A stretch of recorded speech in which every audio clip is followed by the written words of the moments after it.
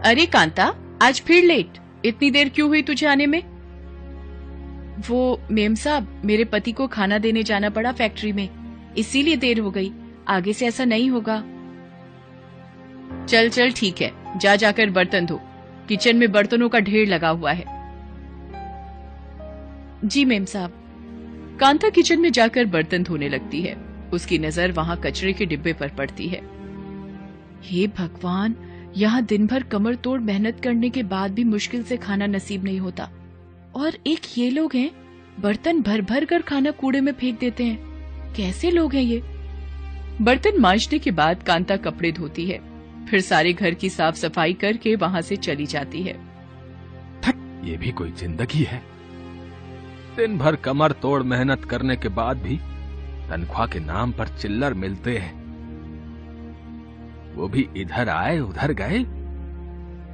न खाने का सुख, न पहनने का आराम। आज मालिक को तनख्वाह बढ़ाने को कहा तो उसने कहा कि काम मिल रहा है, वही बहुत है। मेरी तो हिम्मत ही नहीं होती साहब या मेम साहब को तनख्वाह बढ़ाने के लिए कहने की। एक तो रोज मुझे देर हो जाती है, ऊपर से तनख्वाह के लिए कहूंगी तो कहीं मुझे काम से ही ना निकाल दें। आज किट्टू बड़ी जल्दी सो गई। शाम से ही दूध की रट लगाए हुए थी। अब इस महंगाई में इसके लिए दूध कहां से लाऊं? जब नहीं मानी तो मैंने पानी में चावल का आटा मिलाकर दे दिया। इसने पीते ही उगल दिया। गुस्से में मेरा हाथ उठ गया, फिर ये रोते रोते सो गई। ये बात सुनकर शंकर की आंखें नम हो जाती हैं। सोई हुई किट्टू के सिर पर हाथ फेरते हुए वो सोचता है, ये भी क्या जिंदगी, जिसमें मेरे जीते जी मेरी बच्ची को दूध के लिए तरसना पड़े। कुछ दिनों बाद उसी फ्लैट में, देख कांता, ये तेरा रोज रोज का ड्रामा नहीं चलेगा। कभी तुझे पति को खाना देना होता है तो कभी तेरी बेटी बीमार रहती है, और आज तू कह रही है कि तेरे पति को फैक्ट्री में चोट लग गई, इसलिए तुझे आने में देर हुई है। अब जा, मेरा मुंह मत देख, जा जाकर काम कर, और आइंदा लेट हुई तो समझ जाना तुझे काम से निकाल दूंगी। यहाँ कमी नहीं है तेरी जैसी नौकरानियों की। कांता चुपचाप अपने काम में लग जाती है। उस दिन सारा काम खत्म करने के बाद वो मेम साहब के पास आती है। मेम साहब, आपसे एक बात कहनी थी। कहो, क्या बात है? मेम साहब, आप जो ये खाना कचरे में फेंक देते हो, ये मत करो। ये खाना मैं ले जाया करूंगी। इससे खाना बर्बाद भी नहीं होगा और मेरा काम भी चल जाएगा। ठीक है, कल से मैं खाना किचन के स्लैब पर ही रख दिया करूंगी, ले लेना। इसके बाद कांता रोज बचा हुआ खाना बांध कर ले जाती। एक दिन फ्लैट में पति पत्नी दोनों बैठे हुए थे। तभी कांता काम खत्म कर खाना बांध कर वहां से निकल जाती है। ये रोज रोज क्या लेकर जाती है? बचा हुआ खाना जो रोज कचरे में फेंका जाता था। इसने कहा कि खाना फेंकने की जगह मुझे दे दिया करना। मैंने कहा ठीक है, आप क्यों पूछ रहे हैं? मुझे तो कुछ और ही चक्कर लगता है। कहीं ये खाने की आड़ में घर का सामान चुरा कर तो नहीं ले जाती? नहीं जी, ये ऐसी नहीं है। और कुछ हो ना हो, ये है ईमानदार। अरे तुम्हें क्या पता, हो सकता है कि घर के छोटे छोटे कीमती सामान चुरा कर ले जाती हो, जिनका हमें पता नहीं चलता हो। आखिर हमारे घर में कितने छोटे छोटे कीमती सामान भी तो बहुत हैं। हाँ जी, ये तो मैंने सोचा ही नहीं। अब क्या किया जाए? अगले दिन सब काम हो गया। मेम साहब, मैं चलती हूँ। दोनों पति पत्नी वहां बैठे हुए थे। उन्होंने आंखों आंखों में इशारा किया और चुपचाप कांता के पीछे चल दिए। आ गई तुम, अब जल्दी से खाना खिला दो। सुबह से मैंने और किट्टू ने कुछ नहीं खाया है। कांता खाने की पोटली खोलती है और थाली में खाना निकालकर अपने हाथ से शंकर और किट्टू को खिलाने लगती है। शंकर के हाथ में पट्टी बंधी हुई थी, वो खुद से खाना भी नहीं खा सकता था। बाहर खड़े उसके साहब और मेम साहब जब ये दृश्य देखते हैं तो उनकी आंखें भर आती हैं। दोनों कांता के घर के अंदर आते हैं। अरे मेम साहब, आप पर साहब भी हैं। क्या हुआ मेम साहब, आप लोग यहाँ पर? हमें माफ कर दो कांता, कुछ गलतफहमी के कारण हमने तुम पर शक किया, लेकिन तुमने कभी बताया क्यों नहीं कि तुम्हारे घर की ये हालत है? आखिर ये सब कैसे हुआ? ये जिस फैक्ट्री में काम करते थे, वहां इनके ऊपर कोई भारी मशीन गिर गई थी। फैक्ट्री के मालिक ने सारा इल्जाम इनके ऊपर ही डाल दिया है और कोई मुआवजा भी नहीं दिया। घर की हालत बद से बदतर होती चली गई। घर में पैसे मेरी तनख्वाह से ही आते हैं और वो भी इनकी दवाइयों में ही खत्म हो जाते हैं। खाने तक के पैसे नहीं बचते हैं, इसीलिए मैं आपके घर से बचा हुआ खाना लेकर आती हूँ। इसी खाने की वजह से मेरा घर चलता है। उस दिन मैंने आपको ये बात बताई थी मेम साहब, मगर आप काफी गुस्से में थी, इसलिए आपने ध्यान नहीं दिया। हमें माफ कर दो कांता, हमसे बहुत बड़ी भूल हो गई। हमने तुम्हें गलत समझा, लेकिन अब हम इस भूल को सुधारेंगे। आज से तुम्हारे पति का इलाज हम करवाएंगे और किट्टू की पढ़ाई लिखाई की जिम्मेदारी भी हमारी।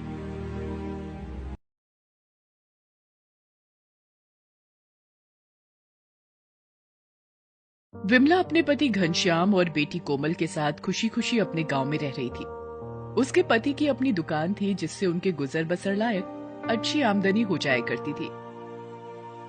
उनकी बेटी कोमल भी गांव के सरकारी स्कूल में 4th कक्षा में पढ़ती थी।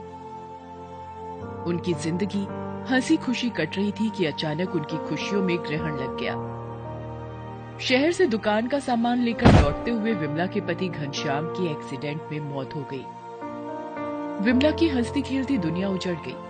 उसके पति की दुकान को साहूकार ने हड़प लिया और वो दाने दाने को मोहताज हो गई। एक दिन विमला गांव के बनिए के पास गई। महाराज, घर में अनाज का एक भी दाना नहीं है, कुछ मदद कर दीजिए, भगवान आपका भला करेगा। एक तो पहले का उधार चुकाया नहीं और मुंह उठाकर फिर से उधार मांगने चली आई। चल अब यहाँ से, तुझे कोई उधार नहीं मिलेगा। अब अगर आप ही ऐसे कहोगे तो मैं कहाँ जाऊंगी? देख, गांव में तो कोई तेरी मदद करने वाला नहीं है। हाँ, जा शहर चली जा, वहाँ कई तरह के काम धंधे होते हैं, तुझे भी कोई ना कोई काम मिल जाएगा। विमला निराश होकर कोमल के साथ वहां से चल पड़ी। शहर का रास्ता काफी लंबा था। दोनों माँ बेटी ने 2 दिन से कुछ नहीं खाया था। दोनों भूख और थकान से बेहाल थी। माँ, मुझे बहुत भूख लग रही है और अब तो मुझसे चला भी नहीं जा रहा है। हिम्मत रख बेटी, बस अब हम शहर पहुंचने ही वाले हैं, वहां तुझे कुछ न कुछ खाने को मिल जाएगा।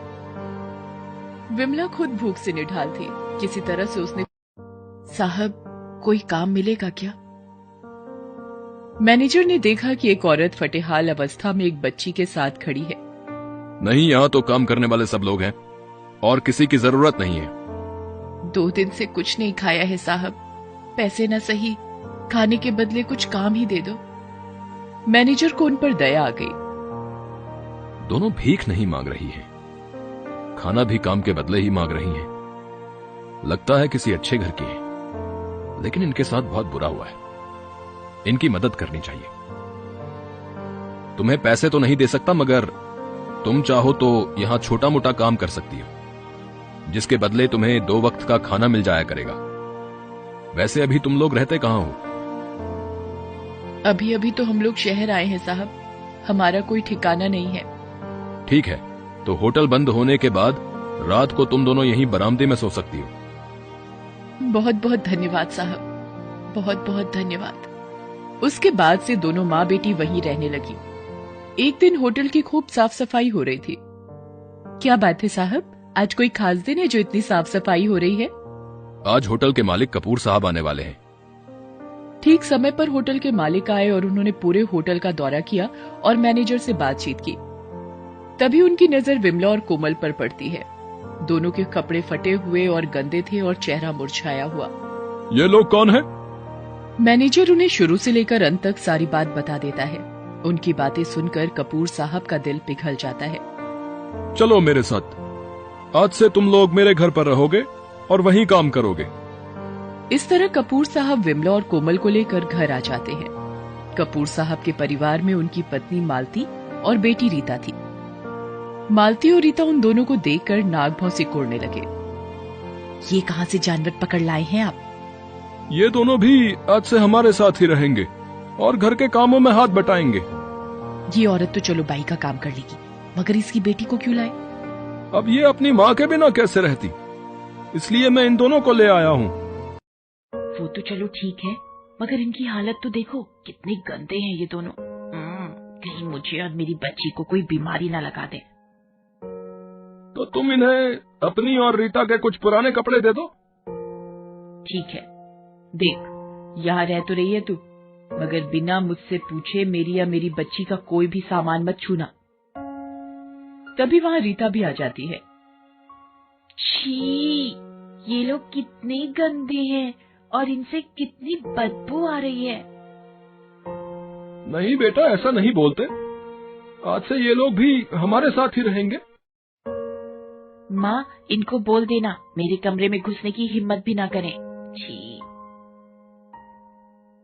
उस दिन से विमला और कोमल भी उनके साथ रहने लगे। विमला ने सारा घर का काम अच्छे से संभाल लिया था। कोमल भी घर के कामों में अपनी माँ की मदद करती थी। खाना तो उन्हें घर से मिल ही जाया करता था, इसलिए विमला अपनी तनख्वाह के पैसे जमा करती थी, जिससे कि वो कोमल को फिर से स्कूल भेज सके। कोमल भी बहुत ही होशियार लड़की थी, जो चीज एक बार देख लेती उसे याद हो जाती थी। एक दिन कोमल को रीता का एक खिलौना जमीन पर पड़ा हुआ मिला।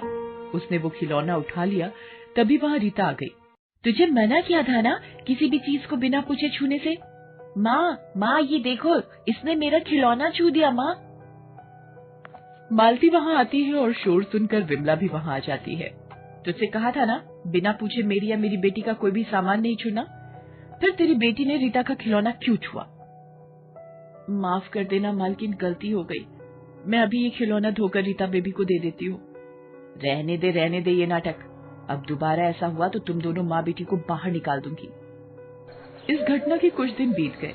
उस दिन घर में सिर्फ रीता और कोमल थे। मालती ब्यूटी पार्लर गई हुई थी और विमला सब्जी लेने बाजार गई हुई थी। कोमल घर के बरामदे में बैठी रीता की पुरानी किताबों को देख रही थी। तभी अंदर से किसी के गिरने की आवाज आई। कोमल दौड़कर अंदर जाती है। वहाँ उसे रीता बेहोश मिलती है। रीता के सर से खून भी बह रहा था। बेहोश होकर रीता सर के बल जमीन पर गिरी थी। हे भगवान, अब मैं क्या करूं? घर पर तो कोई भी नहीं है। तभी उसकी नजर घर के टेलीफोन पर पड़ती है। उसने कपूर साहब को टेलीफोन करते कई बार देखा था और वो खुद भी उसे इस्तेमाल करना सीख गई थी। पहले उसने रीता को उठाया और उसके सिर पर एक साफ कपड़ा बांध दिया, जिससे खून निकलना बंद हो गया। फिर उसने कपूर साहब की डायरी से पहले डॉक्टर को, फिर कपूर साहब को फोन कर दिया। कुछ देर बाद डॉक्टर रीता का चेकअप कर रहा था और घर के सारे लोग उसे घेर कर खड़े थे। घबराइए नहीं, रीता का ब्लड प्रेशर कम हो जाने की वजह से वो बेहोश हो गई थी। वो तो कोमल की होशियारी थी जो उसने मुझे सही समय पर फोन कर दिया, इसके सर पर कपड़ा बांध दिया, वरना ज्यादा खून बहने से इसे ब्रेन हेमरेज हो सकता था। शाबाश बेटा। कौन सी क्लास में पढ़ती हो? स्कूल नहीं जाती। क्यों? कपूर साहब, इसे भी पढ़ाइए। मेरा विश्वास है कि ये बच्ची बहुत आगे जाएगी। विमला, मुझे माफ कर दो। मैंने तुम लोगों को कितना भला बुरा कहा, लेकिन आज तुम्हारी बेटी की वजह से मेरी बच्ची बच पाई है। आज से तुम लोग भी इसी परिवार के सदस्य हो। उसके बाद से कोमल भी रीता के साथ स्कूल जाने लगी और दोनों माँ बेटी घर के सदस्य की तरह वहाँ रहने लगी। Thanks for watching.